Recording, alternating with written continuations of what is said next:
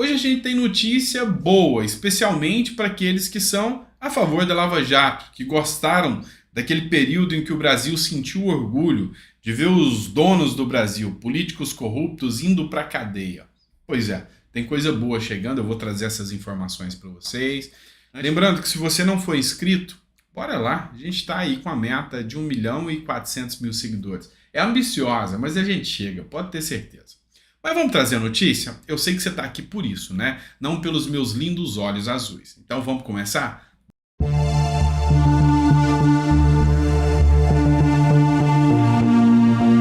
Bora lá. Pessoal, quem não sabe, esse aqui é o juiz da Lava Jato, o novo que assumiu o lugar do Lula, do Moro, perdão.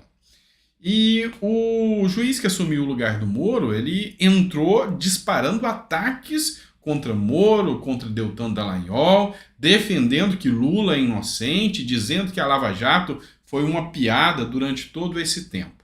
E isso causou revolta para todos aqueles que são apoiadores da Lava Jato, que defenderam o Lava Jato e o lavajatismo como eu defendi e defendo até hoje.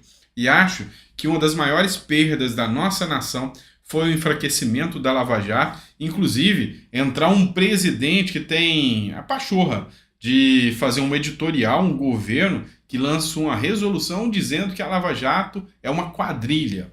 É uma vergonha, é uma inversão de valores sem precedentes. Mas olha essa notícia que eu trago aqui para vocês. O Ministério Público Federal pediu o afastamento do novo juiz da Lava Jato. Olha só o editorial. O juiz federal Eduardo Apio, que assumiu a 13ª Federal de Curitiba, responsável pela Lava Jato no último dia 7, foi processado, ou seja, tem um pedido da Procuradoria do Ministério Público Federal. É o próprio Ministério Público Federal que já pediu a suspeição dele e que ele seja retirado da Lava Jato para não minar esses processos. Olha só o que o Ministério Público Federal argumenta aqui. A integrante do Ministério Público Federal aponta que o magistrado segue no Twitter 37 pessoas, das quais 21 pessoas seriam políticos aliados de Lula. Estranho isso, não é? Ela também diz que Eduardo Apio usou a assinatura Lula 2022 ou LUL 2022 no sistema eletrônico da Justiça Federal. Ela ainda questiona aqui o fato dele ter doado R$13 para a campanha de Lula. Como que pode esse ser o ministro da Lava Jato e acusar o Sérgio Moro de imparcialidade? É grave tudo isso que está acontecendo. O magistrado deu resposta. Ele foi procurado pela UOL aqui, essa matéria da UOL. Ele deu resposta dizendo que a procuradora do Ministério Público Federal nem mora em Curitiba e ela está querendo aparecer e simplesmente ela está espalhando fake news.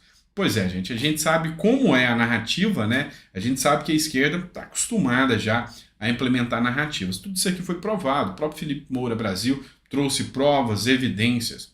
Mas o que acontece agora? Ela vai mandar o pedido para o próprio juiz. Para quê? Para que ele mesmo se declare suspeito. E se isso não acontecer, o recurso sobe para o TRF, tá? Que é o Tribunal Regional Federal. Ele vai subir o processo e lá no Tribunal Regional Federal eles podem retirá-lo ou não.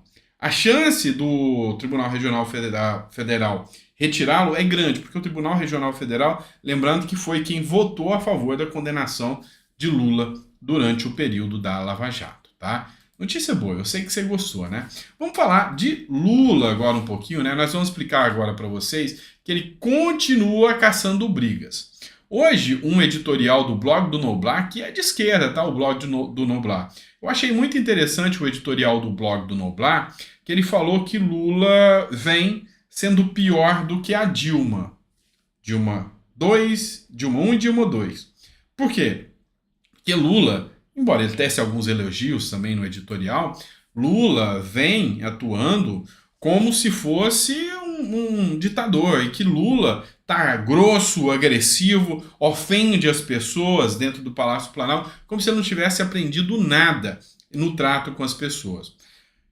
Entretanto, ele também explicita aqui que um dos motivos dessa revolta e dessa raiva do Lula é que ele não acredita que vai conseguir cumprir as metas do governo e da gestão Bolsonaro. e que ele não recebeu uma herança igual ele recebeu do Fernando Henrique e que dá continuidade para um Brasil depois de pandemia, durante uma crise, uma guerra, isso é grave. Ele não vai conseguir. Vem cá, essa matéria aqui que eu vou trazer para vocês é da CNN Brasil. Lula viaja à China entre 24 e 30 de março, com Dilma e Haddad no avião presidencial. Muitas pessoas estão perguntando o que Lula vai fazer na China? Qual é o sentido de Lula estar na China? Primeiro, o discurso já está decorado, a gente já sabe, é previsível e a mídia mesmo já traz esse prelúdio do que vai acontecer. Primeiro, ele vai pagar de Nelson Mandela, vai chegar lá e vai querer ser o porta-voz da paz. Vai falar para o Xi Jinping que precisa de paz entre a Rússia e a Ucrânia. Sabe o que vai acontecer? Entrar por aqui, sair por aqui. A China não quer esse papinho. A China sabe muito bem os lucros e os ganhos econômicos que essa guerra pode gerar. É aquela economia de guerra que eu já falei muitas vezes para vocês. Então, isso é só para ele pagar para a militância como o bom samaritano e o novo Mandela, que vai ganhar o Nobel da Paz. Esse é o primeiro ponto.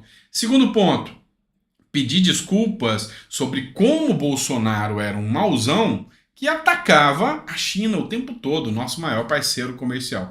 Inclusive, um dos temas do discurso dele, que era pedir desculpa porque Bolsonaro falava que talvez o coronavírus pudesse ter surgido num laboratório e que isso era da China, esse discurso ele não pode usar mais. Por quê?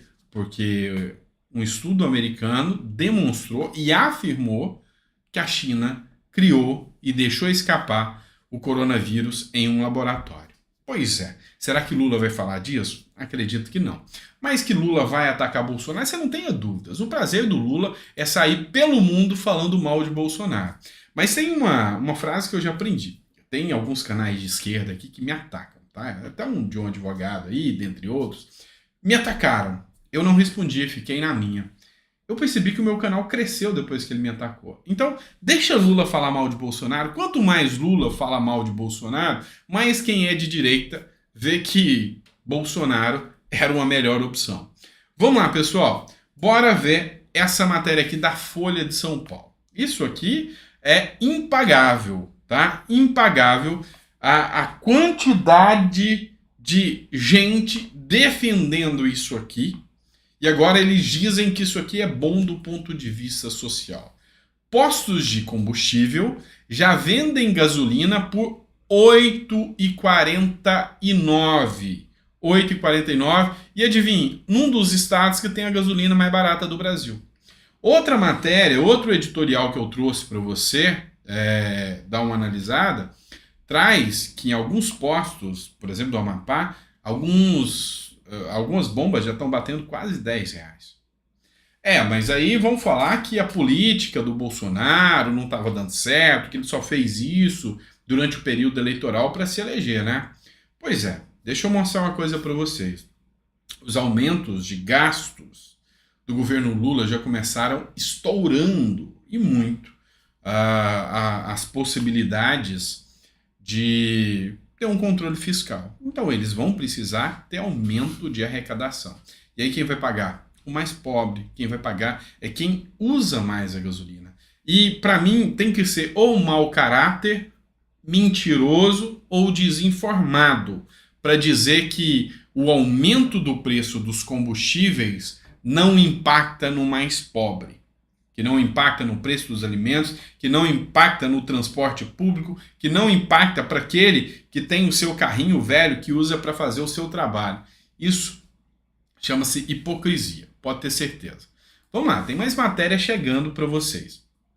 Lula deu uma declaração de que ele vai indicar, provavelmente, o Zanin para o STF. Essa matéria aqui é do CNN.